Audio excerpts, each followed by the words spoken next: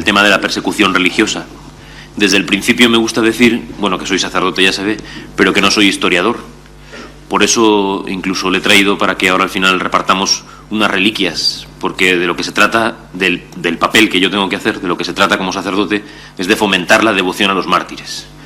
Todo eso, claro, encerrado en una serie de situaciones históricas que se alumbran precisamente de esta primera afirmación.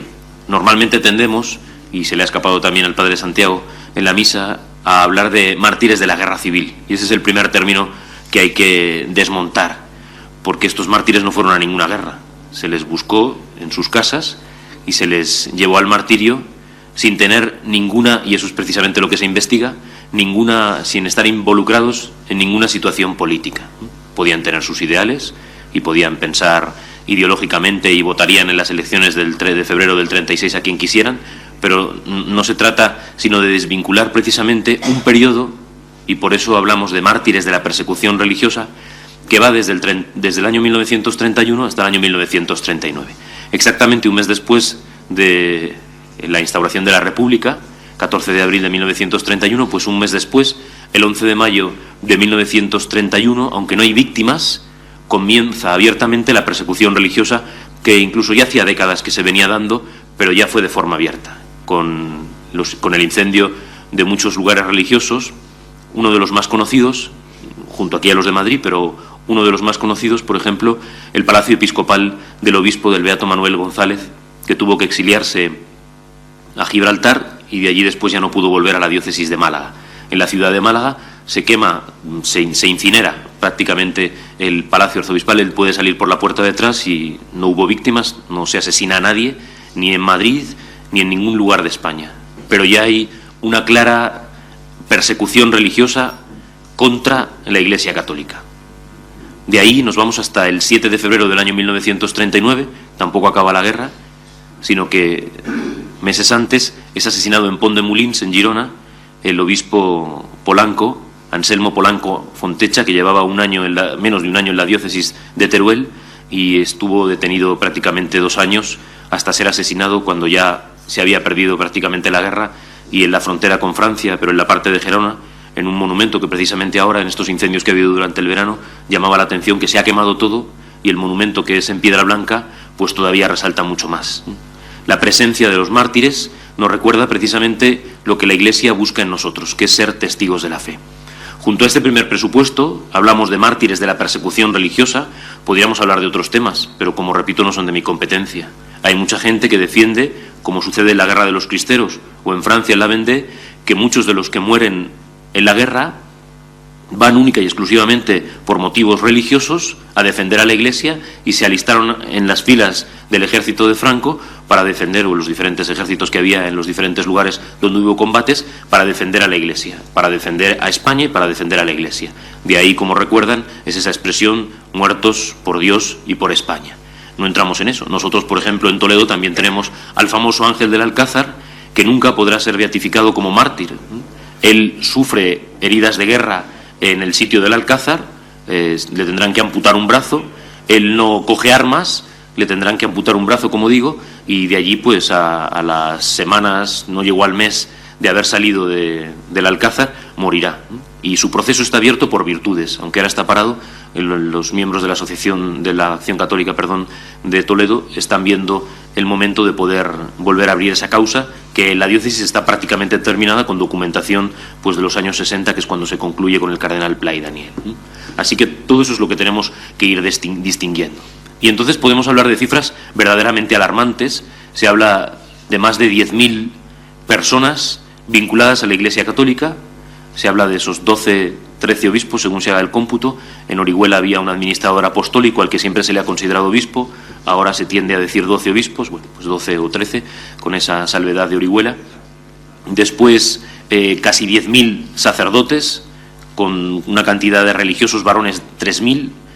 Religiosas, es llamativo, solo son 300, pero ahí también habría otro gran capítulo, que es el martirio que sufrieron sin ser asesinadas las religiosas de las cuales se mofaban, se las hacía vestir, primero porque ellas no sabían de estar toda la vida en el convento, en la clausura, como mamarrachos para ridiculizarlas, de muchas comunidades a las que se les lleva incluso a tapias para fusilarlas en plan gracia y como simulacros, que se las convocaba de vez en cuando eran pueblos pequeños, por ejemplo en Escalona, para no hablar de memoria y hablar de generalidades, pues se les volvía a llamar al ayuntamiento para asustarlas, para decirles que les quedaban muy pocos días y después no matarlas. O sea que después hay famosas fotos en el año 31, cuando queman aquí en Madrid el convento de Maravillas, y por las calles centrales de Madrid otro convento de monjas, y sale un grupo de seglares que incluso algunas las llevan en volandas porque son ancianísimas, sin las tocas, solo con los velos interiores, en unas fotos absolutamente desgarradoras.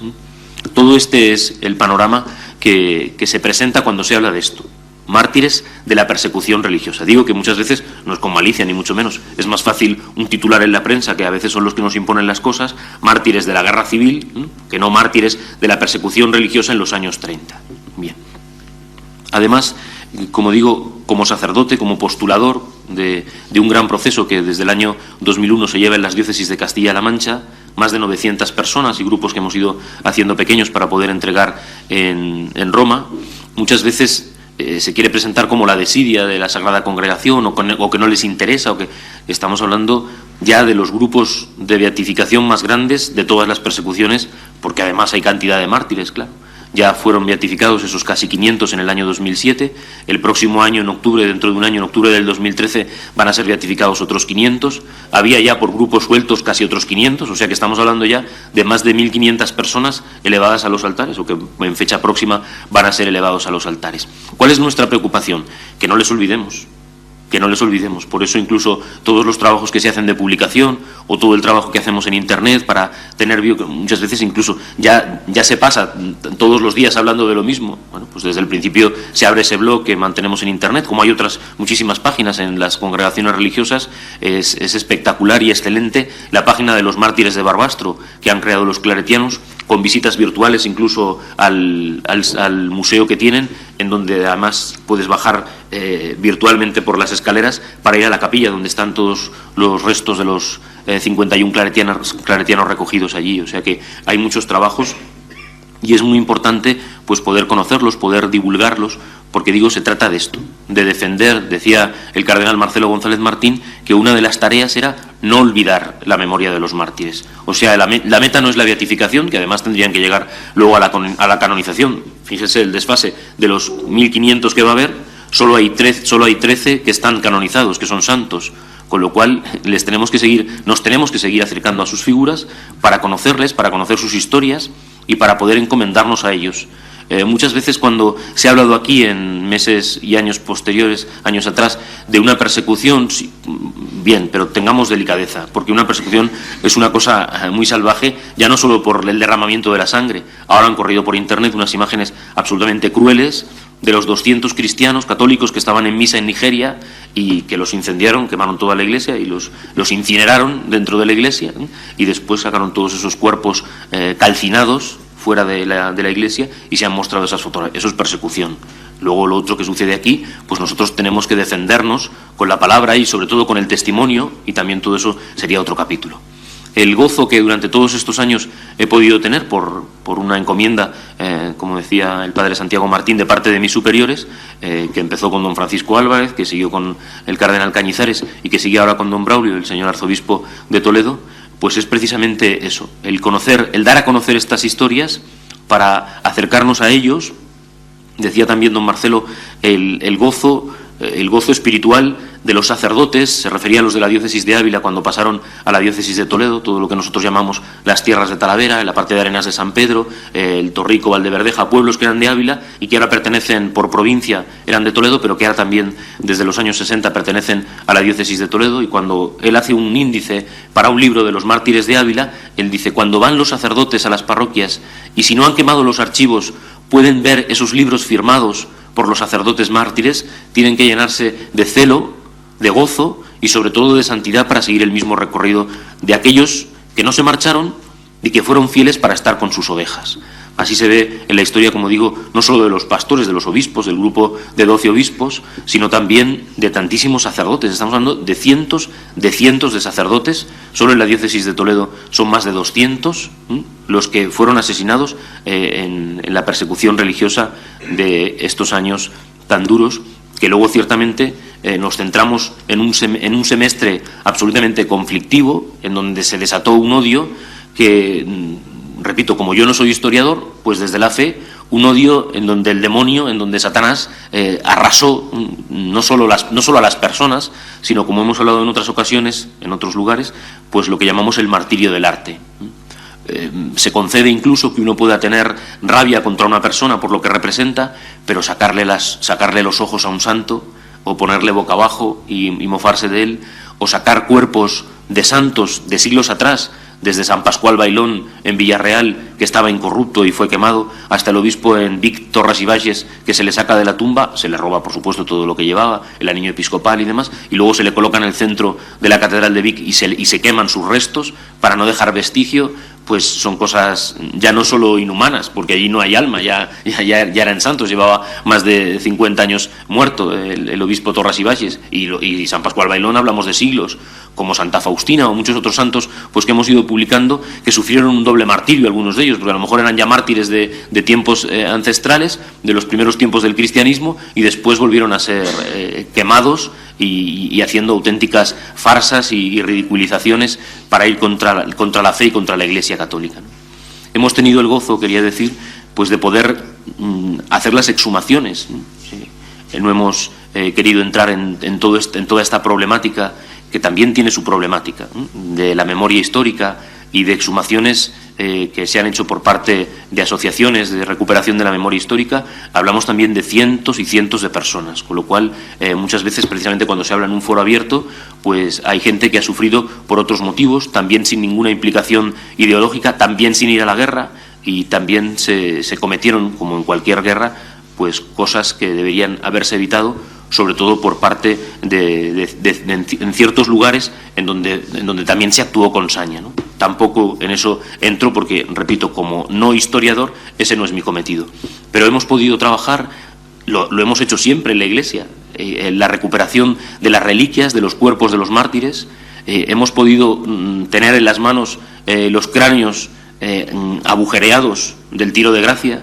En Toledo tuvimos la sorpresa también espiritual de encontrarnos a don José Polo Benito, y por eso en una de las reliquias que les ofrezco, no creo que llegue para todos, pero a algunos sí que les tocará esa reliquia, pues es un trozo de la camiseta que llevaba dentro. Le despojamos de su traje de preso con el que fue enterrado y le revestimos de las ropas sacerdotales, y está en la Catedral de Toledo, era el deán de la catedral, don José Polo Benito, en un martirio también pues absolutamente atronador, en una noche de agosto, del 22 al 23 de agosto de 1936, en las murallas de Toledo, donde son asesinadas más de 80 personas.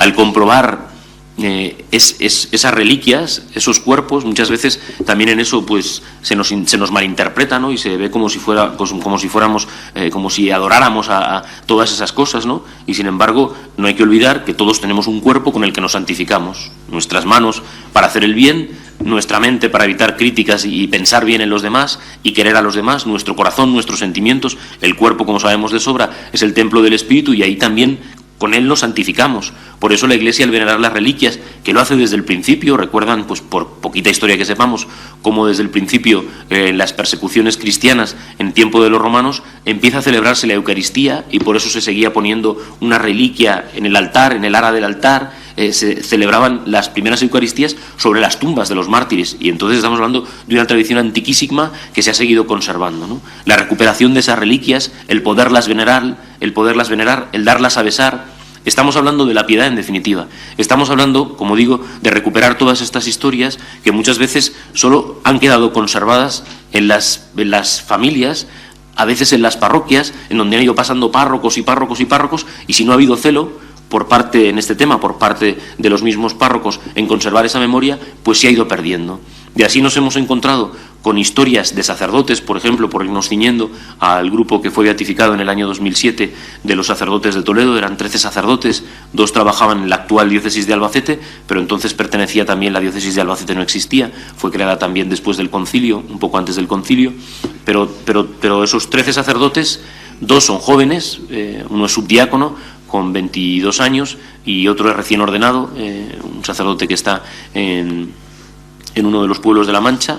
El resto son sacerdotes de los cuales se podía hacer, y esto a veces se tiene como un tópico, y por eso la investigación y por eso el conocerles, se podía hacer un proceso de virtudes de la mayoría de ellos, porque eran sacerdotes celosos que vivían entregados a sus parroquias, que vivían preocupados de sus pobres, de los cuales se sabe bien poco que estuvieran en implicaciones políticas y que vivían entregándose. Por eso el testimonio sigue siendo tan actual. Eso hablando de los sacerdotes, que encontramos sobre todo jóvenes de la Acción Católica, de la adoración nocturna, que eran los movimientos fuertes apostólicos que habían entonces, y muchos seglares, matrimonios. Hace muy poco, en el año 2006, don Gabino Díaz Merchán dio testimonio en la conferencia episcopal, parece ser que un poco movido por todo este jaleo que había de la memoria histórica, de cómo sus padres habían sido asesinados en Mora de Toledo, y mucha gente no lo sabía.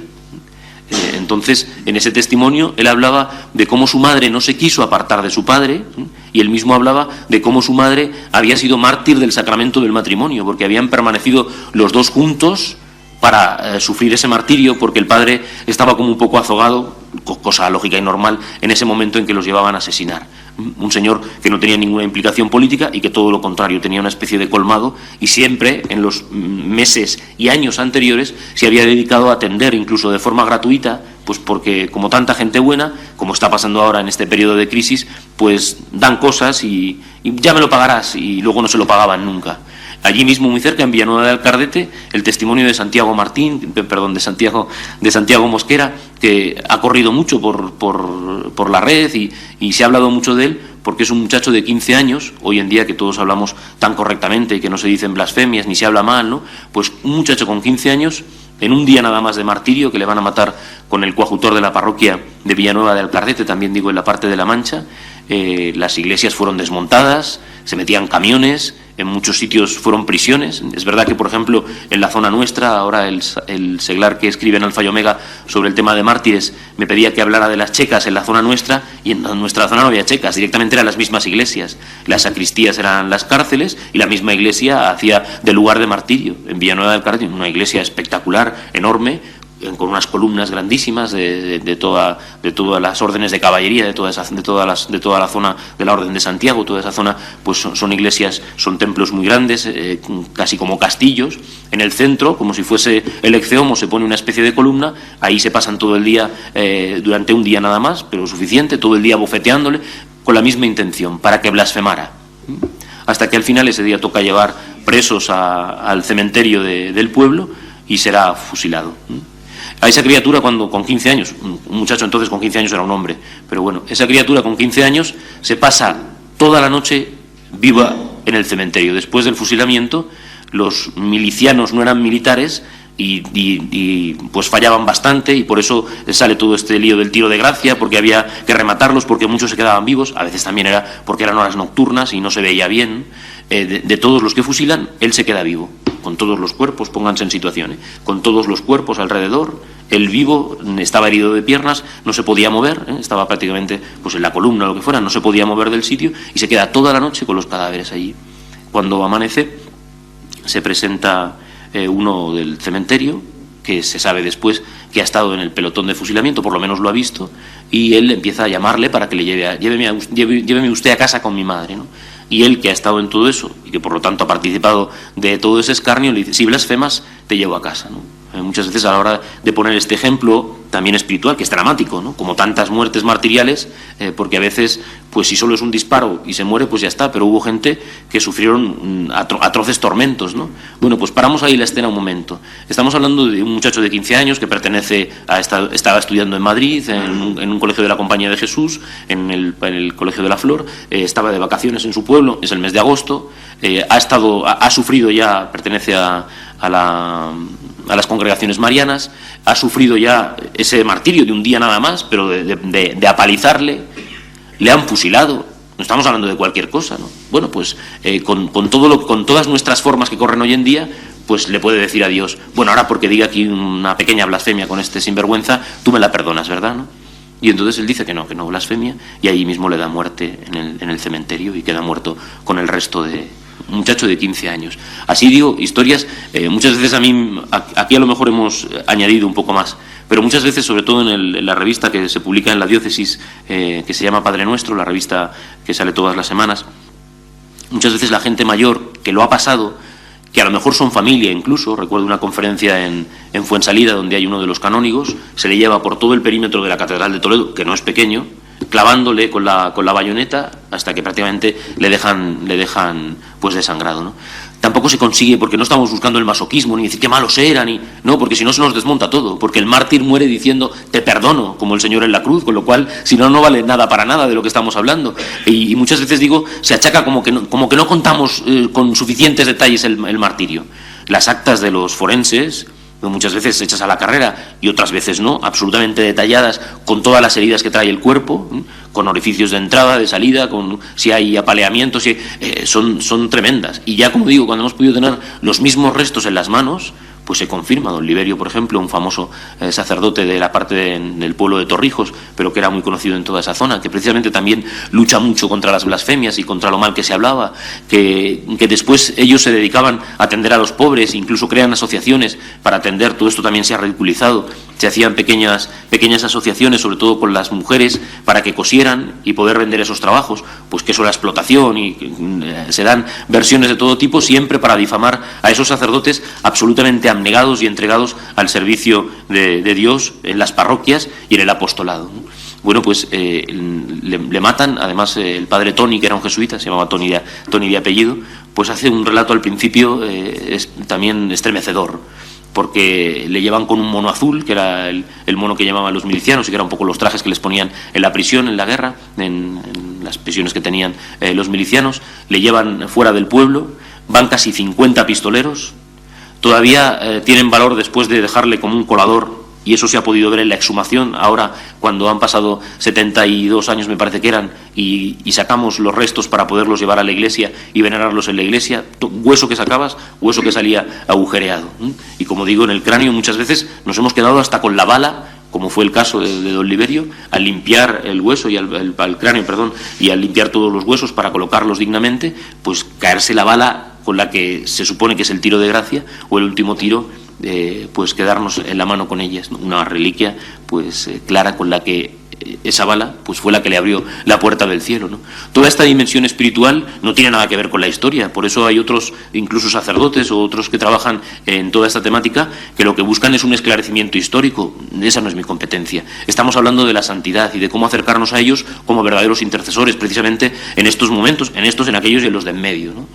Aquí hay doctores que saben incluso más que yo, pero muchas veces cuando hablamos de la moralidad que vivimos, y el único problema es que hoy la gente ha perdido la vergüenza de contar las cosas, pero cuando uno echa la vista atrás y se va, por ejemplo, al principio al año 66, al principio del cristianismo estarse difundiendo, si uno visita las ruinas de Pompeya, la ciudad de Pompeya, que era de unos 25.000 habitantes más o menos, la situación inmoral que se vivía en Pompeya está a la vista, con letreros de absoluta pornografía, las pinturas que tenían en las casas y en los salones de baño, o sea que, a ver, despacio, dice San Agustín, no os vengáis atrás, no digáis que no podemos cambiar, nosotros somos los tiempos, si nosotros cambiamos, cambian los tiempos, o sea que muchas veces todo este lamentarnos está bien, hay que analizar las cosas, y es verdad que hay leyes que se nos están imponiendo cada vez con más normalidad, y todo el mundo ve que todo es normal, y se está saliendo de una realidad que en ese momento se defendía, pues como rezaba, los mayores se acordarán,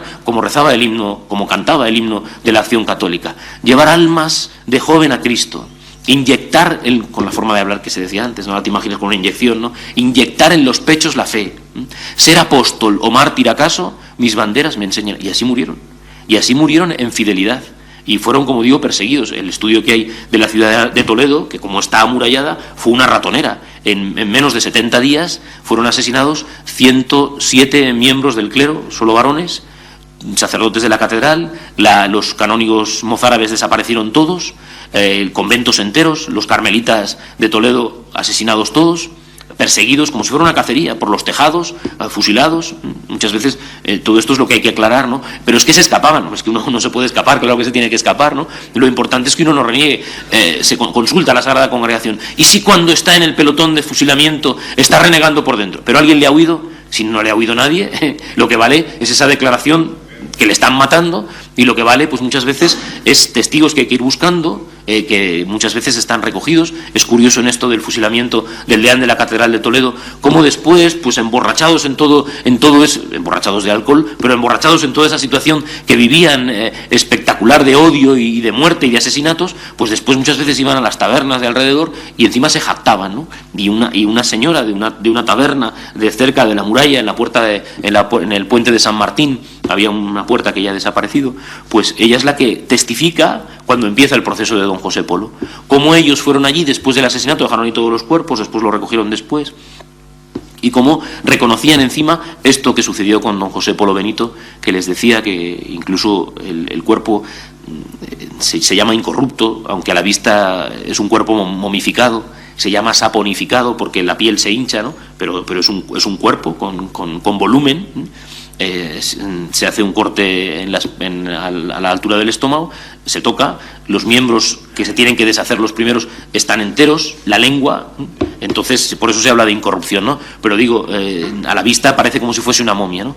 Bueno, pues le contaba al padre Santiago Martín cómo cuando le van a matar, a él no le dan el tiro de gracia, sino que a culatazos le rompen la cabeza, ¿no? Y entonces el rostro que conserva el cuerpo incorrupto de don José Polo Benito, pues es como una cara, claro, pues cuando dice el forense, en ese momento es como si le hiciesen una fotografía, y tal cual queda, ¿no? Entonces su rostro, que si se puede contemplar, pues representa las señales del martirio. Entonces en la taberna ellos dijeron, caramba, dirían otras cosas, ¿no?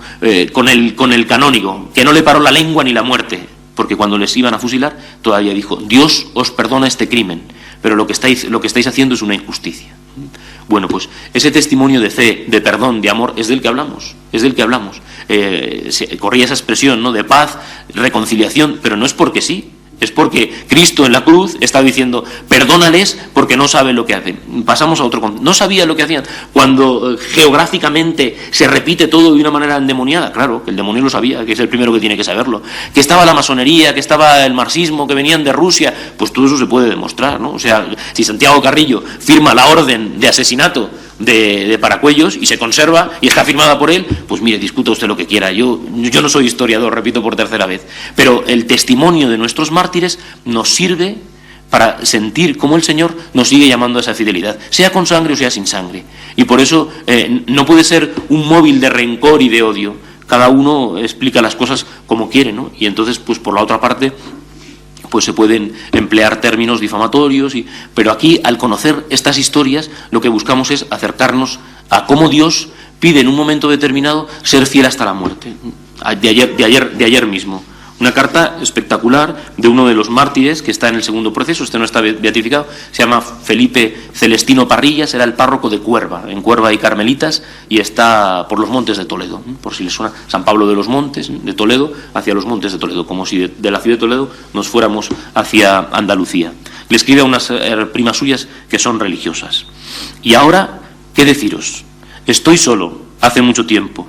En parte lo siento y en parte me alegro. Lo siento por el cargo parroquial, me alegro porque estoy yo solo y hasta la hora presente domino a este personal, a la gente del pueblo que tenía otras ideas, y he logrado que no se metan ni con las monjas ni conmigo.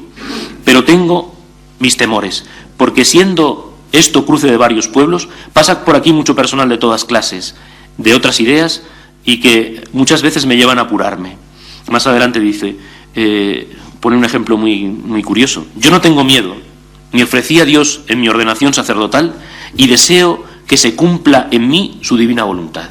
Esta es otra de las cosas que el padre Cantera del Valle de los Caídos escribió un libro que se refería precisamente a esto, ¿no?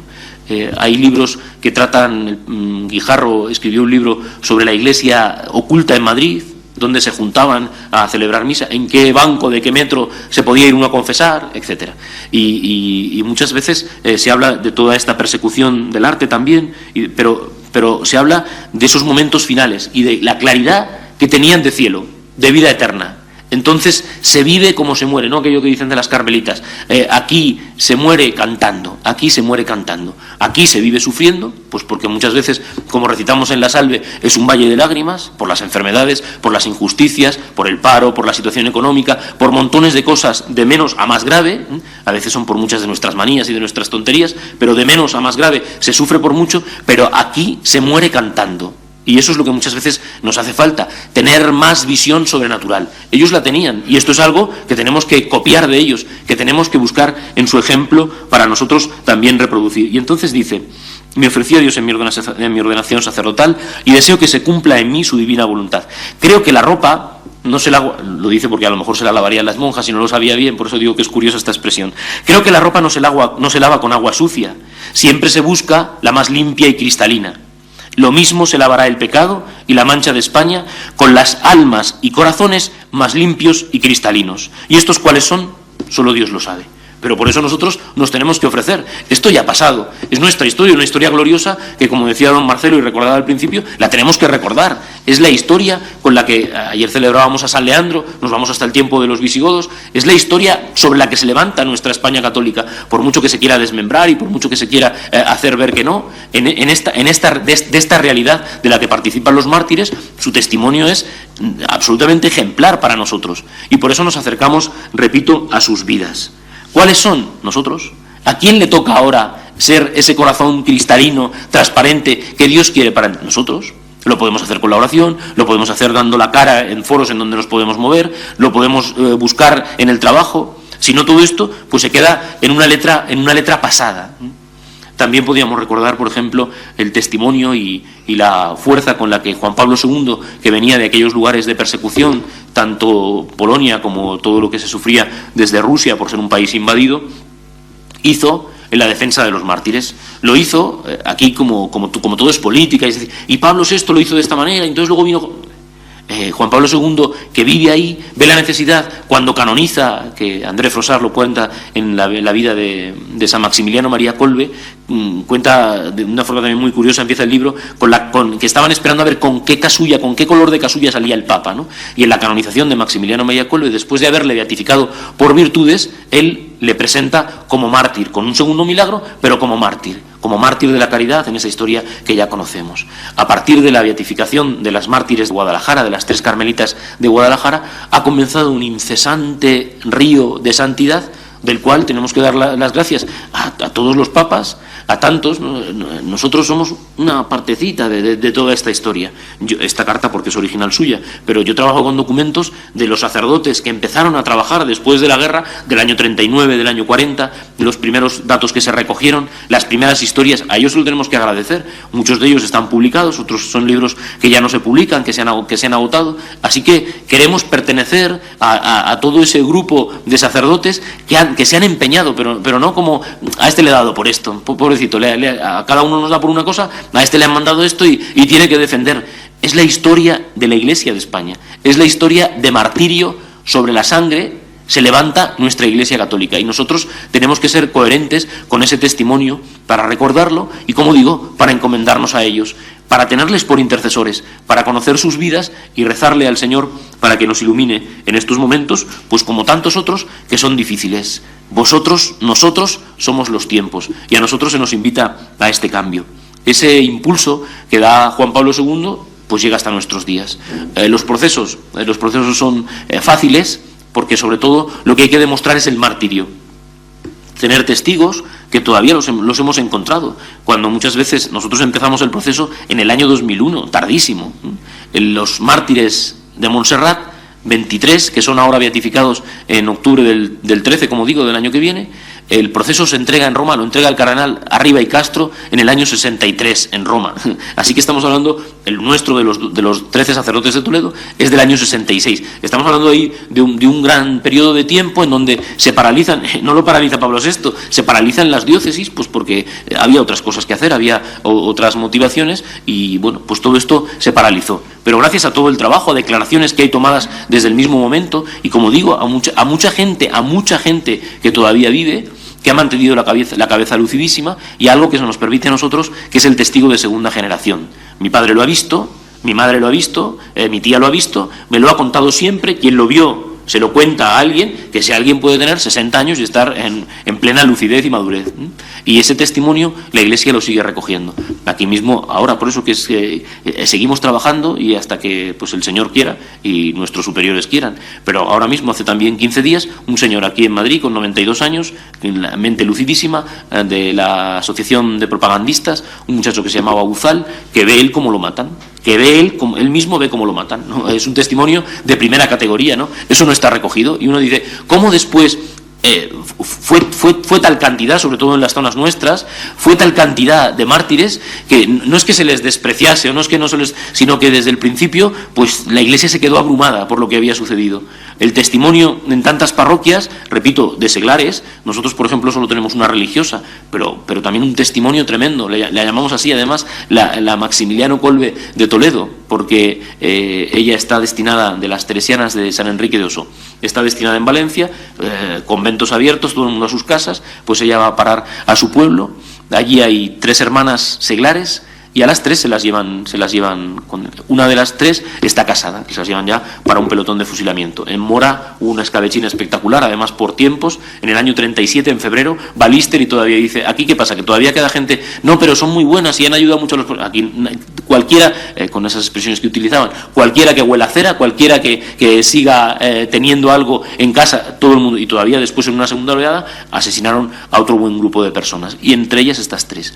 De las 3 digo una casada. Ella no la buscan porque no saben ni que estaba allí, ella está detrás de una puerta y abre la puerta y dice, yo me ofrezco por mi hermana que está casada y tiene hijos, y se las llevaron a las 3. Pues igual, el martirio atroz, junto a Santiago Mosquera, el muchacho de 15 años que hablábamos antes, Piedaíta, también una santa y presidenta de las Hijas de María, un testimonio también, por eso que no solo sacerdotes, sino que seglares, como decían nuestros obispos, y con esa referencia, los testigos son básicos, claro, para podernos demostrar cómo fue todo ese proceso martirial. A veces, como digo, no hay testimonio de cómo fue la muerte, pero sí que la Iglesia acepta, pues por ejemplo, en el caso del beato Saturnino Ortega, que era arcipreste de donde vivimos nosotros, en Talavera de la Reina, pues hicieron un simulacro de corrida de toros. Algunos dicen que incluso le llegaron a clavar banderillas, en la exhumación no se pudo demostrar eso, otros dicen que no, que fue sobre todo la mofa, le llevaron por todas las calles. Nosotros en internet, tenemos una página que se llama persecucionreligiosa.es, ahí hay un montón de vídeos, tanto de todo lo que hicimos en Camuñas, con una exhumación grande que hay de casi 300 personas, y tenemos a 13, es una mina de 28 metros de profundidad, que les echaban por ahí para hacerles desaparecer, y hay 12 personas que están dentro de la mina en proceso. Pues se les buscaba para ese exterminio y para poder apartarles del testimonio que estaban dando, y en todos esos procesos que se han hecho a través de los testigos del martirio, de la muerte, pues los testigos, como estoy diciendo, pues son fundamentales para determinar de qué manera murió toda esta persona. En el caso, estaba diciendo, del beato Saturnino Ortega Montealegre, pues hay unas notas que se conservan a carbón, que él envía a su hermana y le va dando razón. Cada vez en ese mes que está en la cárcel, antes de esta corrida que digo ficticia, y de llevarle por las calles hasta las afueras de la ciudad, como a 10 o 12 kilómetros, donde lo fusilan, nadie determina, el peón de casilla que está lejos ve la ráfaga, no hay carreteras, no pasa la autovía nacional que va a Badajoz hoy en día, coches, camiones, todo eso, ¿no? Entonces, desde donde está, él ve el impacto, y luego recogieron el cuerpo, con lo cual sabían dónde la habían matado. Pero la base está en las notas que le escribe en la cárcel a su hermana, en donde él constantemente, esto se pone mal, me van a matar, yo perdono a mis agresores, y una frase que él repetía, él atendía a las carmelitas y repetía a las religiosas carmelitas descalzas: morir por Jesús, qué dulce morir. ¿Cómo va a ser dulce morir por Jesús en esa tragedia, en esas circunstancias? Morir por Jesús, qué dulce morir. Era gente, repito, que estaba ya entregada, santificándose en sus parroquias, en momentos de mucha penuria y de mucha dificultad, en momentos socialmente, climáticamente complicados. Y sin embargo, fueron fieles a ese amor y a esa entrega por el Señor.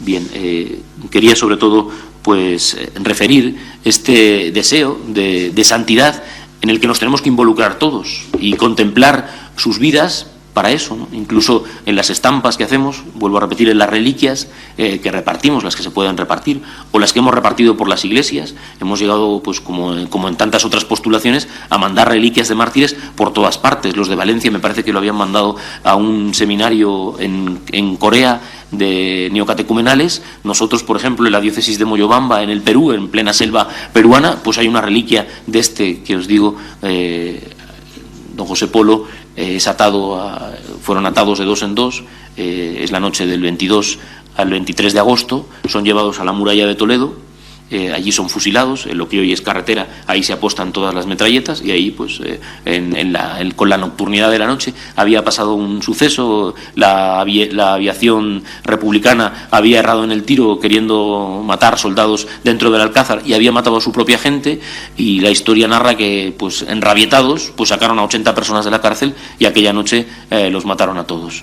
Bueno, pues la cuerda porque se deshizo, ¿no? Pero incluso él, aunque esté incorrupto, pues está con las manos detrás. Eso es, en el vídeo, le decía también al padre Santiago Martín, en el vídeo de la exhumación, cuando sacamos la caja, y pues se le ve incluso al cardenal cómo se va para atrás, pues porque es sobrecogedor ver ese cuerpo, ver ese cuerpo martirial y ver ese rostro martirial, ¿no? Bueno, pues uno de los dedos se desprendió, y parte de una de las falanges pues está completa ahí en la selva peruana, por esa unión luego de la Iglesia Universal, que nos hace contemplar no solo a nuestros mártires, ¿no? Aquí no hay un marchamo de decir estos son los que valen, ¿no? Sino el gozo de la Iglesia de los santos y de los mártires. Mártires en Uganda, mártires en Corea, mártires en Vietnam, nuestros mártires españoles, los mártires de la Revolución Francesa, los mártires de México, que son los que levantan la santidad en la Iglesia, y que son la santidad de los santos, la vida de los santos, son las que edifican y nos hacen recordar eso. No podemos perder el tiempo, porque nuestros días pasan, y nosotros tenemos también que buscar que esa santificación que ellos con su vida nos dieron ejemplo y con su sangre ofrecieron su vida por nosotros, no podemos dejar que todo eso se pierda, y sobre todo con el deseo de ser de verdad santos, que es a lo que nos llama el Señor. La última idea. Muchas veces decimos, tenemos que ser buenos, ¿no? Esa frase que se explota de San Felipe Neri porque nos interesa. Sed buenos si podéis, y si no podéis también. El Señor no dice, no nos llama, es de San Felipe Neri y es un santazo como una catedral, pero el Señor no nos llama a ser buenos, ¿eh? En el Evangelio queda clarísimo que el Señor nos llama a la perfección. Sed santos como el Padre Celestial es santo, sed perfectos como el Padre Celestial es perfecto. Y en eso estamos involucrados. Y el gozo de contemplar todos estos rostros nos llena de ánimo para seguir adelante y llegar al cielo, que es a donde se nos llama.